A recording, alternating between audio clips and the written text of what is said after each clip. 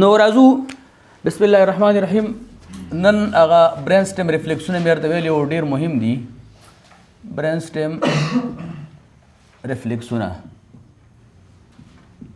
ریفلیکسز د دې معلومول په کوما ناروغ کې موږ تاسو پوهیږو چې د کرانیل نرفز چې کوم 12 کرانیل نرفز دي and the reticular activating system چې کوم نیوکلای دي هستی دي کنه نیوکلای دا چیرته دي په برین سټیم کې قرار لري.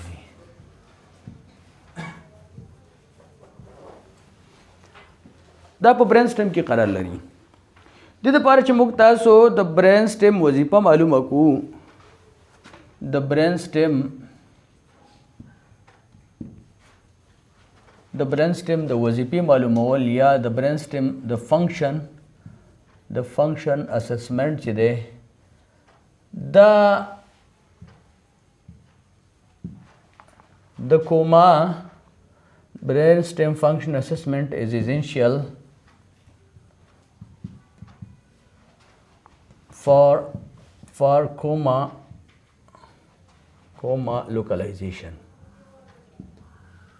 د لپاره چې تاسو د کوما لوکلایز کړئ ساحه معلومه کړئ چې د کوما علت څه شی دی کومه برخه کې کوما د څه شي د وجې کوما راغلی ده نو موږ تاسو مجبور یو چې د برین سټیم فنکشن معلومه کو اول او د برین سټیم فنکشن چې موږ معلومو نو موږ ضرور ده چې موږ تاسو څه شی وکړو د برین سټیم ریفلیکسونه معلومه کړو. برین سټیم ریفلیکسز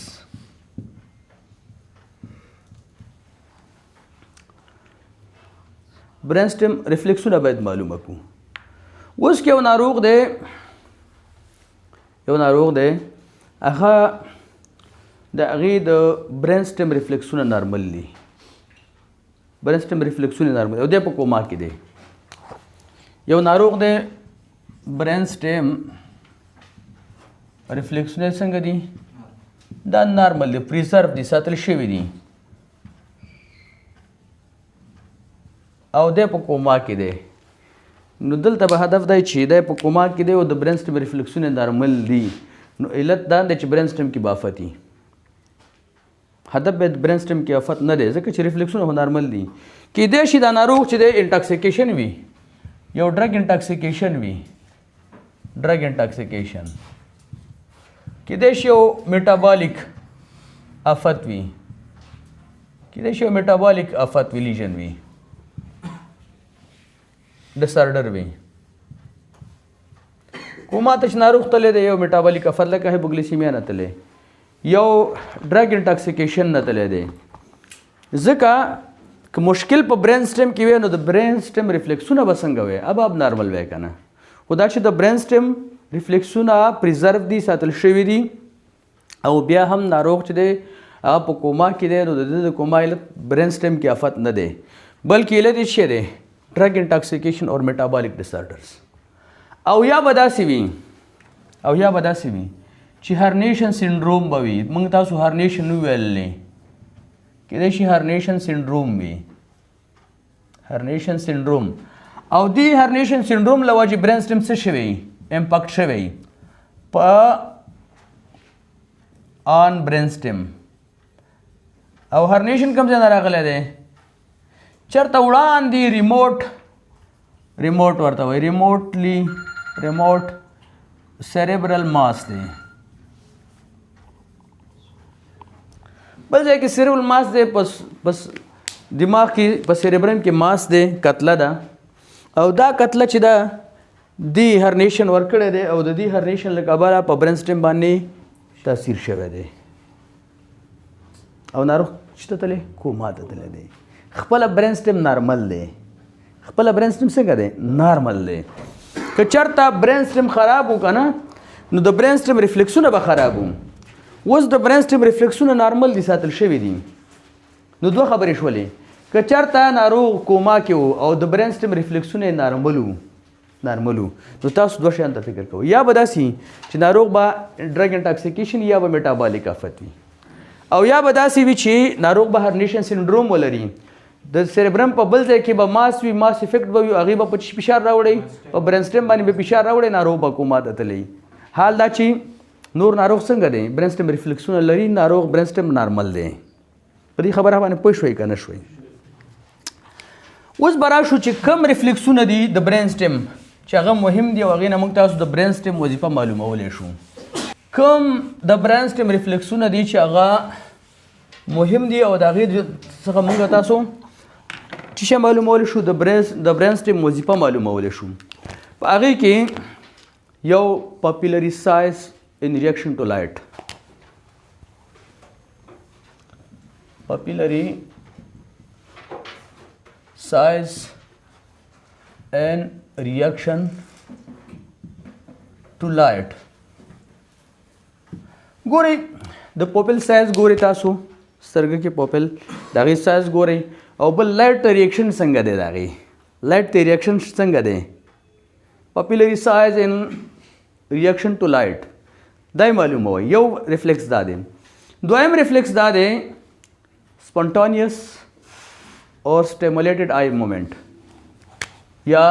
elicited eye moments یا خپله خود به خودي ناروغ سترګې حرکت کوي spontaneous او یا تحریک شوي دي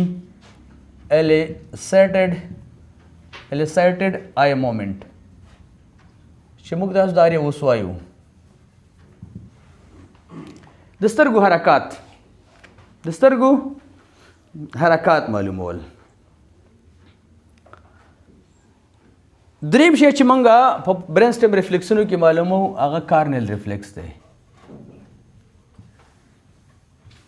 کارنیل ریفلیکس دی او څلورم ریفلیکس چې موږ تاسو معلومو هغه ریسپیریټري پیټرن دی د ناروغ د تنفس شکل یې ګورو دا څلور خبرې د برین سټیم په ریفلیکسونو کې مهمې دي یو پاپیلري سایز ان ریاکشن ټو لایټ دویم سپونټانیس اور elicited آئی مومنٹس دریم کارنیل ریفلیکسز څلورم ریسپیریټري پیټرن د دې څلورو خبرو نه موږ تاسو د برین سټیم وظیفه اوس معلوموو چې برین سټیم کې ډیمیج شته که نشته برین سټیم موږ تاسو درې برخې ویلې وي که نه مډ برین پانس میډولا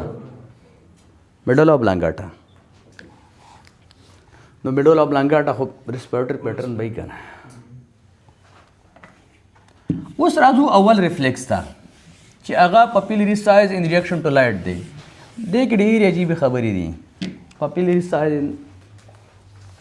ریاکشن ټو لایټ اول دا چې موږ تاسو د پوپل سایز ګورو او ریاکشن ټو لایټ یې ګورو نو په نارمل حالت کې تاسو چې کوم لایټ اچوئ سترګو ته دا لایټ باید صحیح دا باید برایټ وي روښانه وي ډېر اینډ ډیفیوز وي ډیفیوز لایټ وي موږ چې دا ریفلیکس معلومو کوم لایټ چې اچوو دا لایټ باید برایټ اینډ ډیفیوز خپور شکل وي داسې اواز هم دي کرنیا ته به مخامخ نه خپور لایټ وي یو او دویم دا چې بخښنه غواړم پوپل ته هم داسې مخامخ نه یوازې دي ځای ته په سترګه باندې ټول یو بل ډیفیوز لایټ وي او بل چې دی هغه څه وي برایټ وي سپین ښه روښانه که نه یو دا وي یو دې ته باید موږ تاسو ته معلوم کړو دویمه خبره پکې دا ده چې په نارمل حالت کې پوپل چې دی دا څنګه وي ریاکټیو وي په نارمل حالت کې پوپل ریاکټیو پوپل نارمل کنډیشن کې پوپل څه وي ریاکټیو وي او سایز 2.5 ملي متر نه تر 15 ملي متر پورې وي ریاکټیو وي او سایز یې څومره وي 2.5 to 5 ملي متر دا سایز وي په نارمل حالت کې یو ناروغ دی پوپلې څنګه دي ریاکټیو دي لایټ ته او سایز یې 2.5 نه تر 15 ملي متره دی نو دلته معنا دا شو چې دلته اوس نو د برین سټیم یا میډ برین وظیفه څنګه ده میډ برین دا نارمل دی دې کې مشکل نشته دی میډ برین کې ډیمیج نشته میډ برین کې ستونزه نشته نه پکې پرایمري کمپریشن شته او نه پکې سیکنډري کمپریشن شته دی په دې وخت کې به یو څه احتیاط کوئ یو دا ده که چېرته اوس داسې بیخي ډېره لایټ کوټۍ ډېره برایټ اینڈ ویل لایټ روم په دې کې تاسو ته پوپل ریاکشن تاسو نشي معلومولی پوپلری ریاکشن ټو لایټ دا پاس سینه معلومیږي ځکه دا خو تیار لایټ روم دی روښانه کوټه د پوپل چې دی همدې روښانې کوټې سره ځان برابر کړی دی نو دا چې ته په دې روښانه کوټه کې د سترګې ته لایټ اچې نو دا خو ریاکشن نه ورکوي که نه یو دویم دا چې که چېرته لیس دین 2 ملي متر وي پوپل سایز لیس دین 2 ملي متر 2 ملي متر نه پوپل سایز چې دا څه وي دا کم وي ډیامیټر یې 2 ملي متر نه کم وي بیا هم تا ته اناپروپریټ ریاکشن ورکوي بیا هم ته دغه پکې څه نشي معلومولی که 2 ملي متر نه سایز کم وي ډیامیټر یې کم وي او بل دا چې یو برایټ او لایټ روم وي بیا په دې کې پوپل ریاکټیویټي چې دا بیا صحیح نه وي بیا ته نشي معلومولی مشکل ای بیا واز ډیفیکلټ ټو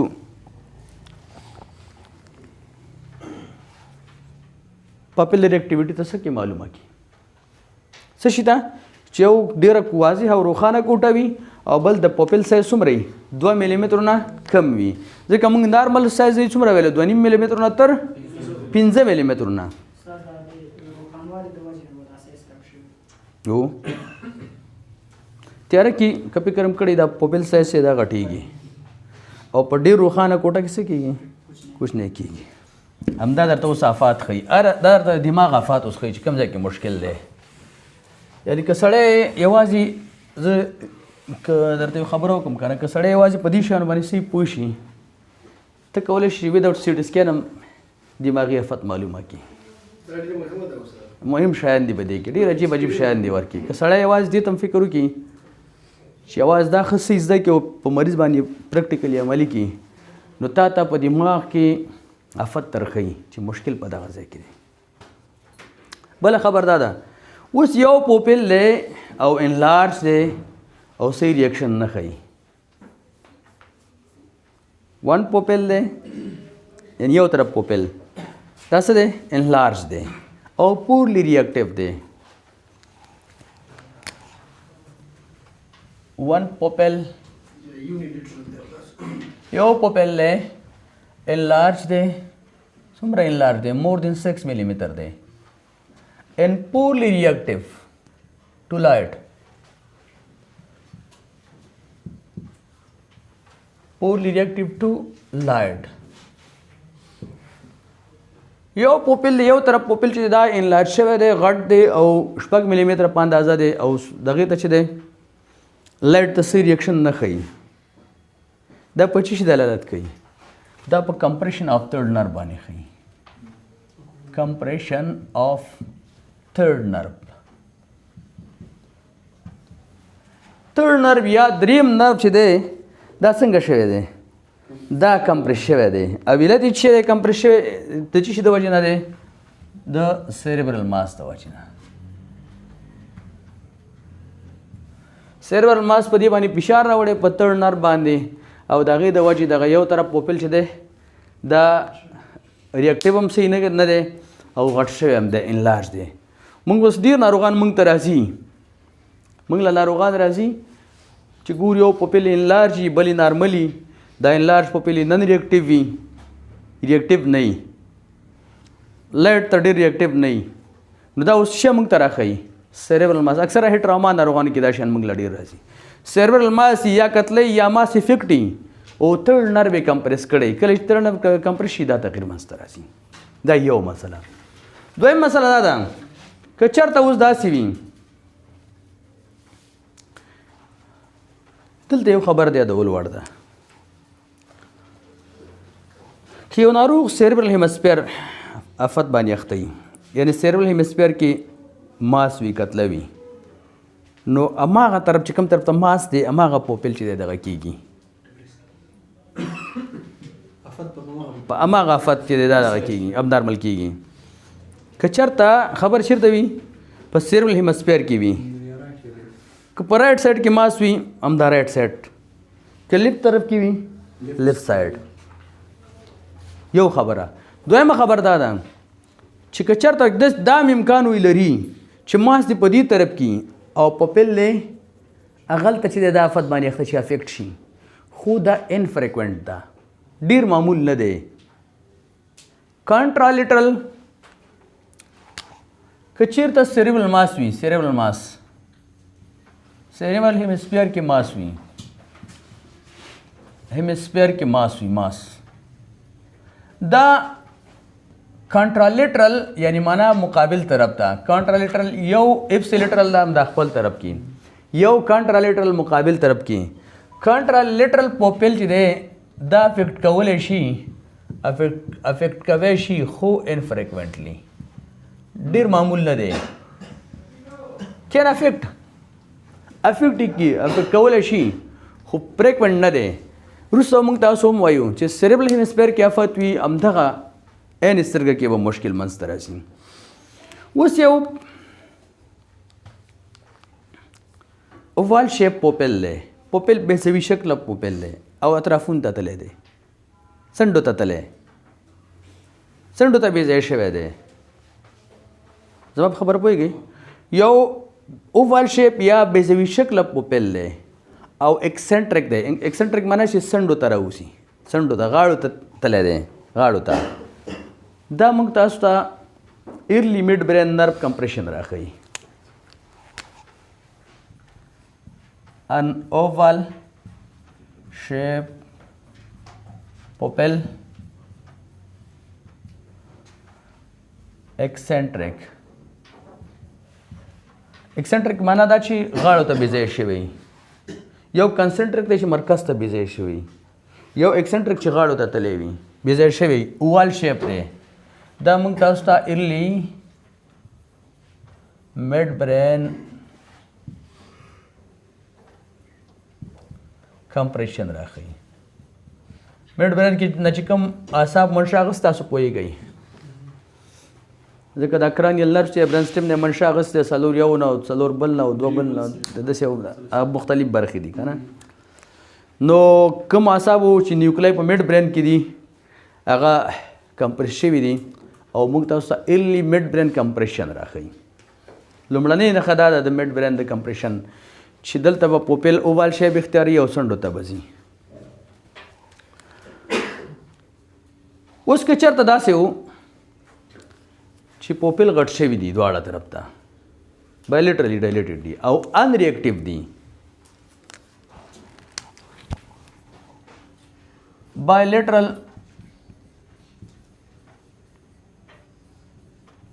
پوپلس دي دا ډایلیټس دي ډایلیټیشن and unreactivity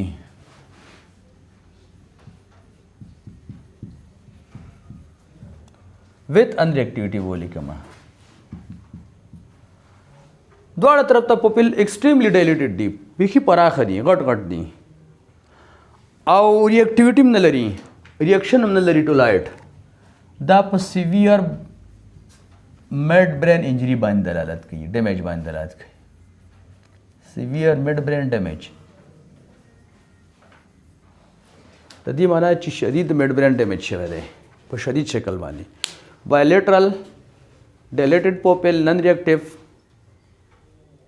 انډیکیټس سیویر میډ برین ډیمیج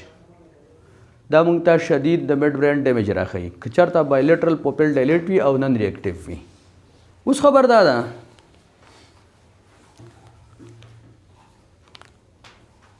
چې کله داسې کېږي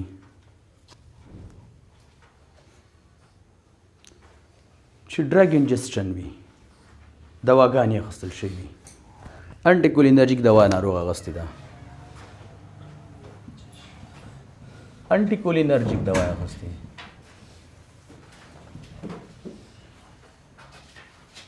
انټیکولینرجیک ډرګ انټاکسیکیشن دی یا ناروغ میډیاټریک دواګانې استعمال کړي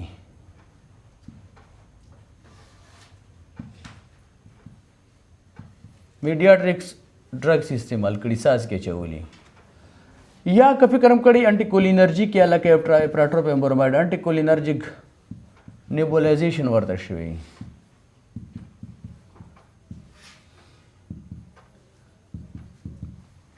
او یا ډایرکټ په سترګه باندې ټراما راغلی ډایرکټ اکیولر ټرامای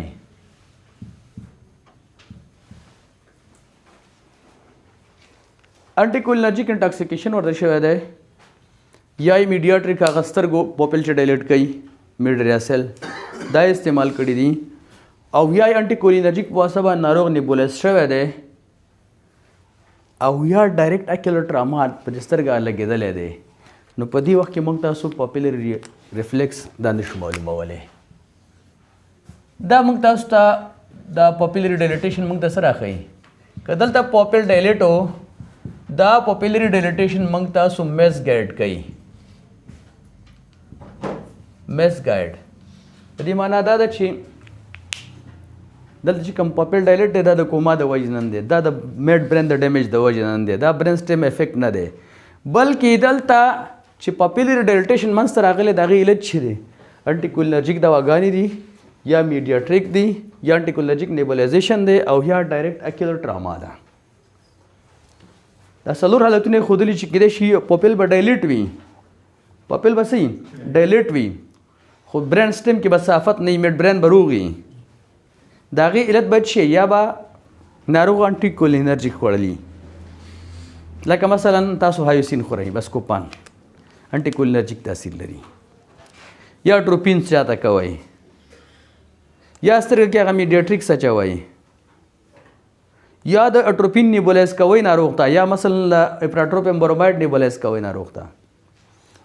او یا ډایرکټ په سترګه څوک لګېدلی ټراما یې لیدلې ده نو که دې وخت کې پاپل ډایلیټ و د دې پاپل ډایلیټیشن دا د برین سټیم سره ارتباط نه لري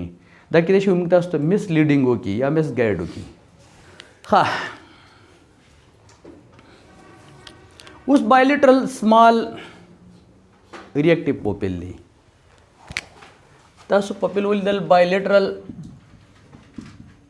سمال دا معنا چې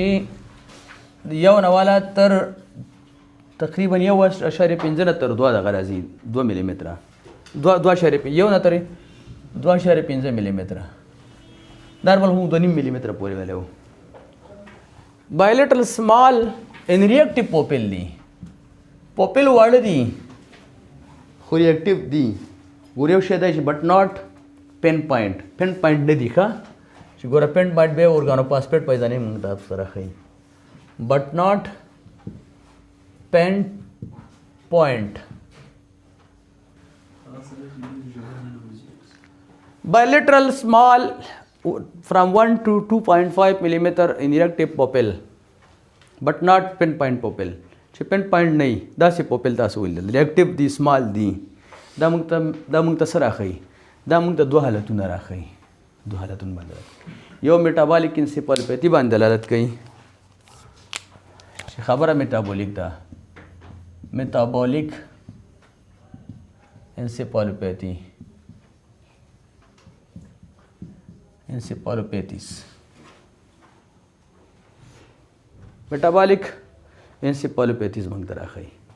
بل موږ ته څه راښیي او یا کیدای شي چې bilateral hemispheric lesion وي bilateral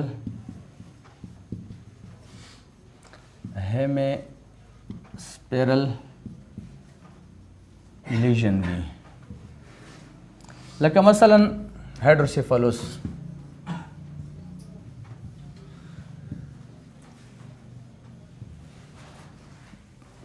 bilateral hemispheric lesion وی لکه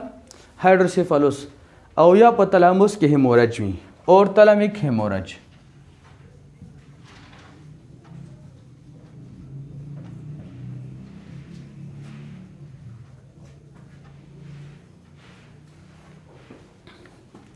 که چېرته دواړه طرف ته بایلیټرل سمال 1 نه تر 2.5 ملي متره او ریاکټیو پوپل وي خو پین پوینټ نه وي دا موږ ته دوه حالتونه راښيي یا به ناروغ میټابولیک انسیفالوپیتي کې وي او یا به ناروغ چې دی هغه بایلیټرل هیمسپیرل لیژن ولري لکه هایډروسیفالوس او یا تلامیک هیموریج تلاموس کې به هیموریج لري که دینم وړوکی شي که دینم وړوکی شي که نورم سمال شي ایون سمال up to less than 1 millimeter 1 millimeter نه پوپل وړوکی شي but reactive pupil reactive دی even small less than 1 millimeter but reactive pupil موږ ته سره راښيي دا موږ ته راښيي چې ناروغ چې دی نارکوټیک پویزنینګ دی نارکوټیک پویزنینګ دی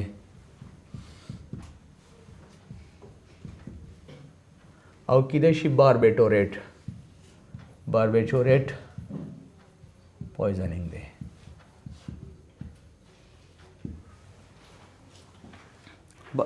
bilateral even small less than 1 millimeter pupil reactive وي to light دا موږ ته نارکوټیک پویزنینګ راښيي او یا موږ ته باربیټوریټ پویزنینګ راښيي او دا هم امکان لري چې ایکسټنسیو پونټاین هیموریج وي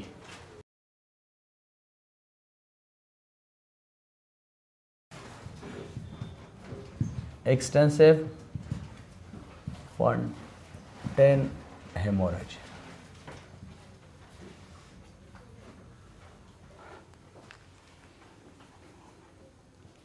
نارکوټیک پویزنینګ یا باربیټوریټ پویزنینګ یا اوورډوسیج وي یا به ایکسټنسیو پونټاین هیموریج وي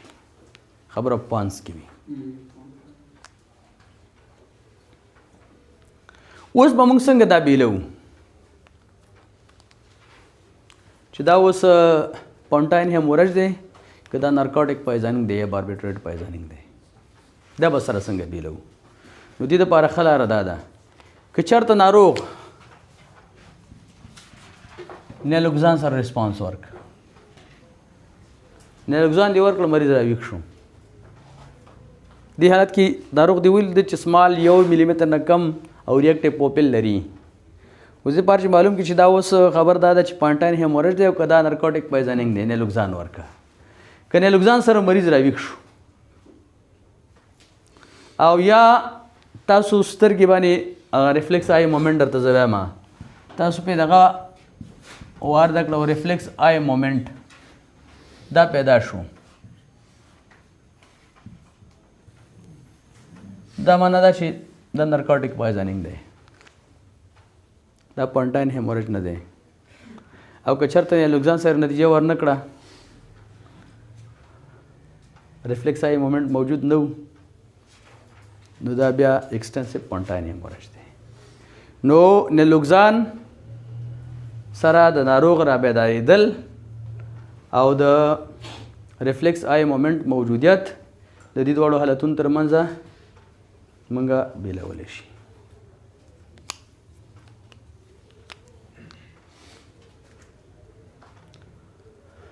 اوس که چېرته داسې وي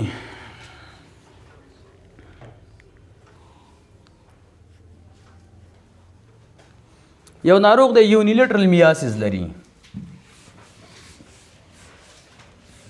یونیلیټرل میاسیس یو طرف چې د پوپل نارمل دی او بل طرف ته میاسیس دی میاسیس معنا سمال دی پوپل انلارج هم درته وویل دی چې ون پوپل انلارج وي او نن ریاکټیو وي اوس دلته یونیلیټرل میاسیس دی یو طرف ته پوپل کوچنی شوی دی دا په څه شي دلالت کوي دا موږ له سره ښیي دا موږ تاسو ته د سمپاتیتیک افرنٹ اعصابو په ډسفنکشن باندې دلالت کوي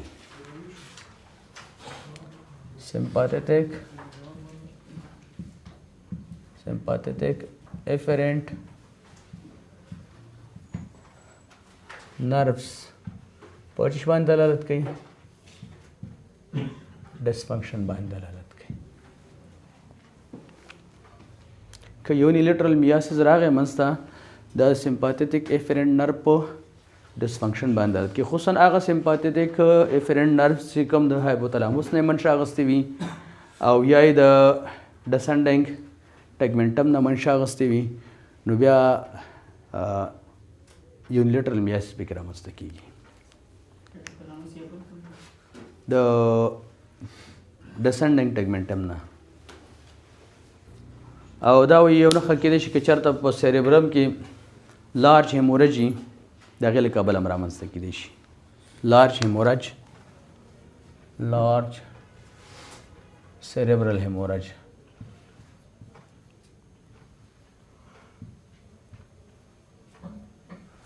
لارج سیریبرل هیموریج چې تلاموس یې افیکټ کړی، په تلاموس باندې فشار راوړی، افیکټ تلاموس.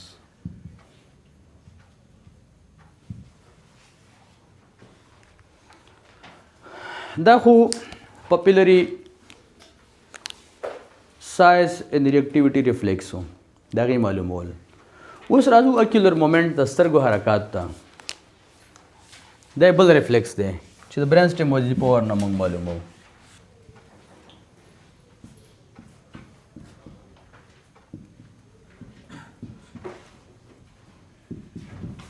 د سترګو حرکات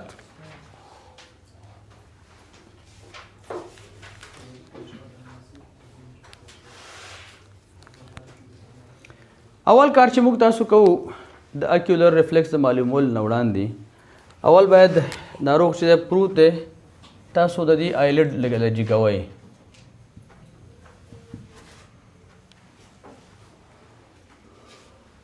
observation of the eye globes د سترګې مکمل ګاټه تاسو ګورئ که نه، نو دې دپاره تاسو دا آیلډ څه کوئ؟ دا اوچتوئ، آیلډ اوچتوئ او تاسو د ناروغ پوزیشن د دې دغې او خود به خودي حرکات د سترګو تاسو ګورئ. آی ګلوبس مومنټس او پوزیشن چې اوس د دې سترګې پوزیشن په کوم ځای کې دی، کوم طرف کې دی، پوزیشن یې ګورئ او بل مومنټ یې ګورئ. تاسو ناروغ کومه حالت کې دی آیلډ څه کوئ؟ پورته کوئ. داسې چې کله آیلډ پورته کوئ د آی مومنټس، آی ګلوبس یا د سترګې د ګاټې مومنټس او بلې شی ګورئ پوزیشن، نارمل پوزیشن یا ریسټینګ پوزیشن. اوس یو ناروغ دی نارملی horizontal divergence of the eye at rest.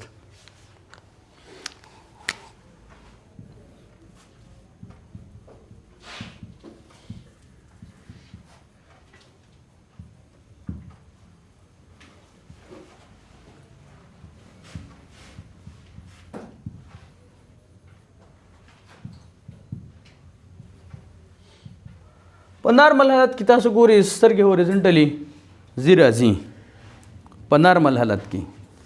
اوس تاسو آیلټ پورته کوي کېدای شي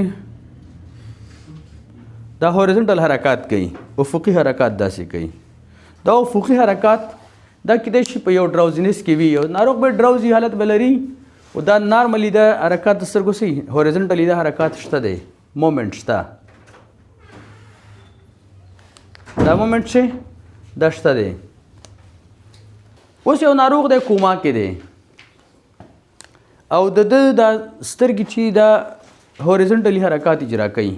روینګ ځي راځي هوریزنټلی، دی خو هم ځي او بیرته هم راځي هوریزنټلی. یو ناروغ دی کوما حالت کې دی. کوم حالت کې دی؟ کوما حالت کې دی. کوما کې دی تاسو آیلټ پورته کړل، د لاندې سترګې چې دي د سترګو آیلټ چې دی دا یا بخښنه غواړم دا ګلوب چې دی مکمل سترګې ګاټې ایبال دا حرکت کوي هوریزنټلی ځي راځي، هوریزنټلی ځي راځي. دا موږ ته څه راښیي؟ دا موږ ته راښیي چې دا د آی ریفلیکس مومنټ چې دا نارمل دی. آی ریفلیکس مومنټ چې دی دا نارمل دی. دا میډ برین او پانس کې چې کوم ډیمیج دی هغه ردی ایکسکلوډ کېږي ورکې. میډ برین او پانس کې چې کوم ډیمیج هغه ایکسکلوډ کېږي او دا معنا چې دی یو نارمل آی مومنټ دی. صحیح د ناروغ به په کوما کې خو د سترګو حرکات څه دي دا نارمل دي. معنا دا ده چې په میډ برین او پانس کې ستونزه نشته دی. خو که چېرته اوس یو څوک دی دا ښه دا سترګې هوریزنټلی یو سایډ ته ځي، ټولې یو سایډ ته ځي هوریزنټلی کنجوګیټ معنا دواړه سترګې کم کنجوګیشن دي ته وایي چې دواړه یو ځای باندې هورزنټلی اکیلر ډیویشن ټو ون سایډ یو طرف ته ځي یو سایډ ته پاتې کېږي یو سایډ کې وي دا موږ ته څه راښیي فرنټل لوب کې ډیمیج دی کنجوګیټ horizontal deviation to one side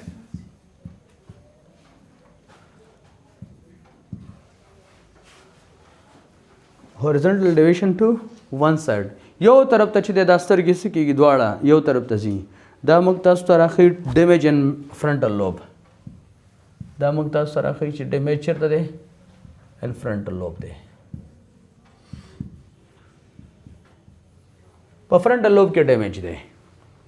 تقریب مشکل په چېرته دی فرنټل لوب کې دی دا موږ ته ډیمیج ټو فرنټل لوب راښیي اوس یو همدغه دپاره یو اصطلاح کارېږي یو اصطلاح ده یا دوی ورته وایي چې یو متل دی یو متل دی د سترګو حرکاتو باره کې نو دغه د سترګو حرکات یې په یو متل کې دغه کړي دي او متل ته مګزم ورته وایي که نه مګزم متل ته وایي یو یا د یو معقوله ده هغه څه ده معقوله دا معقوله څه ده دا داسې وایي چې که چېرته افت په هیمسفیر کې وي چش کې وي هیمسفیر کې وي نو د سترګو حرکات هماغه افت خواته ځي او که چېرته افت په برین سټیم کې وي نو سترګې لرې کېږي د افت د طرف نه یعنی افت په بل طرف کې وي ګوره دلته درته ولیکم ډېر اسانه خبره ده که چېرته مشکل چېرته وي هیمسفیر کې وي تو درېږه صبر eye movement toward a hemispherical lesion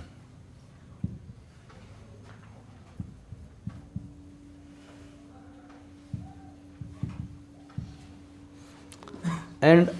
eye movement ya eye goes away from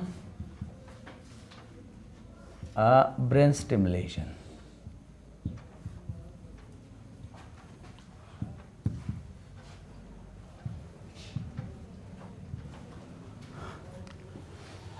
که چېرته د دې هدف ګورده eye movement toward a hemispherical lesion and eye goes away from a brain stimulation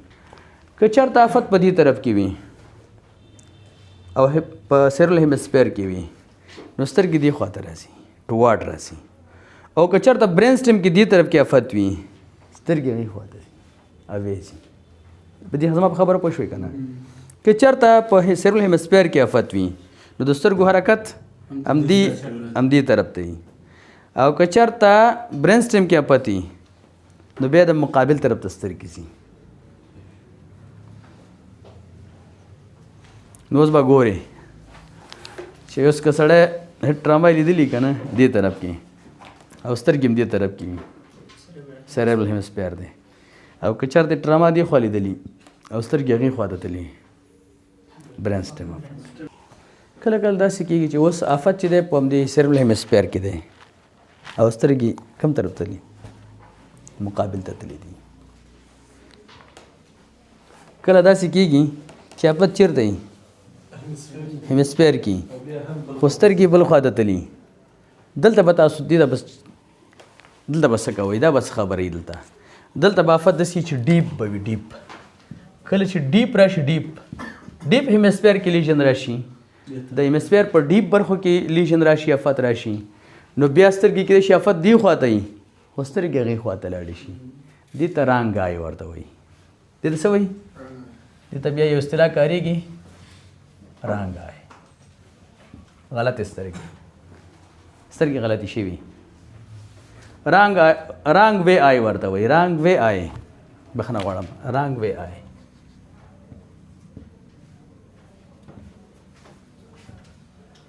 ما درته ویل چې که چېرته ډیپ هیمسفیر کې افت وي بیا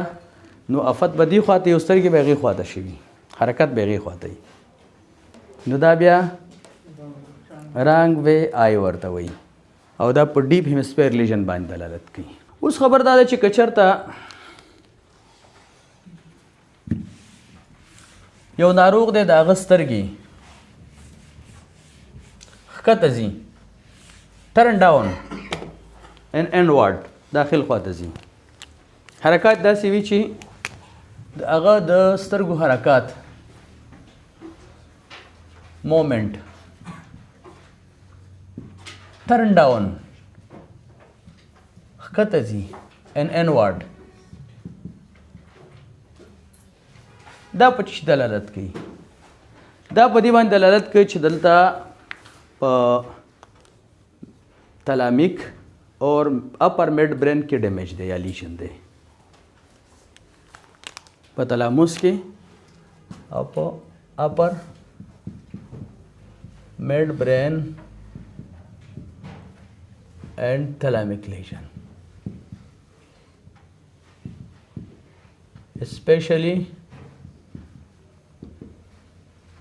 تلامیک هیموریج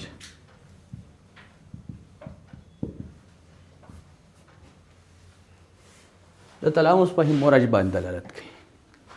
که چېرته آی مومنټ ټرن ډاون انورډ سترګو حرکات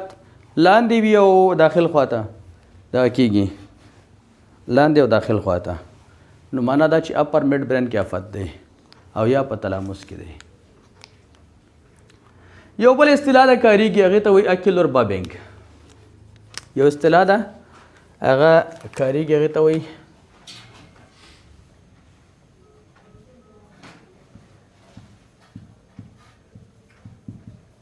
بابینګ. اکیلور بابینګ څه شي ته وایي او په څه شي باندې دلالت کوي؟ اکیلور بابینګ یو ناروغ دی د ده سترګې ډاون واټ ښکته ټیزې ځي سترګې آیلټ حرکت یې لاندې خواته برسک دی برسک معنا رپیډ دی او اپ واټ دی سلو سلو پورته کېږي. که ورته وایي چې لاندې وګوره کلک ښکته کېږي چې ورته پورته وګوره پورته سلو سلو دغه کېږي پورته کېږي. ډاون واټ فاسټ دی اپ واټ سلو دی دې ته وایي بابینګ اکیلور بابینګ ورته وایي ته.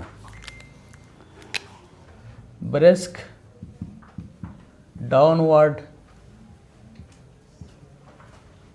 and slow upward movement.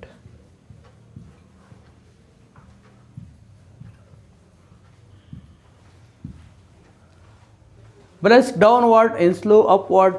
movements. لاندې ښکته ښه په تیزۍ سره ځي او پورته په سلو ډول باندې ځي. دا په څه دلالت کوي؟ بایلیټرل پنټاین ډیمیج باندې دا دلالت کوي په بایلیټرل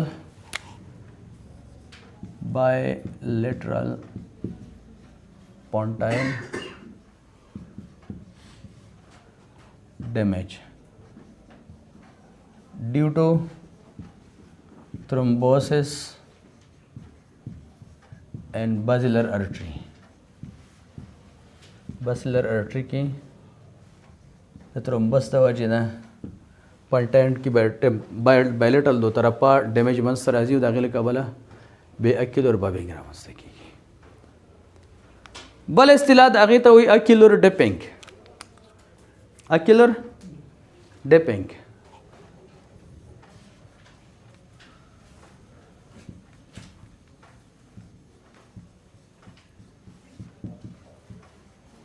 اکیلر ډیپینګ دلته ډاونورډ د سترګو حرکت دي سلو وي slow downward in a rhythmic movement of the eye. Slow downward and a rhythmic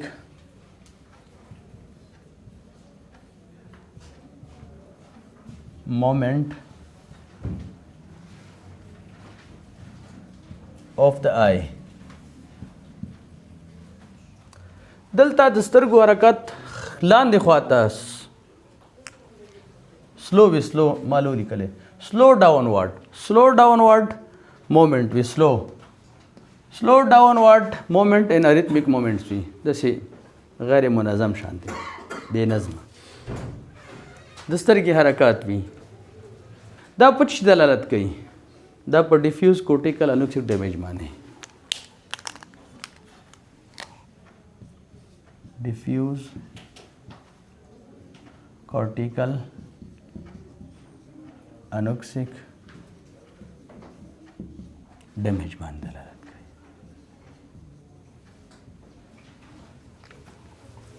ډیفیوز کورټیکل انوکسیک ډیمیج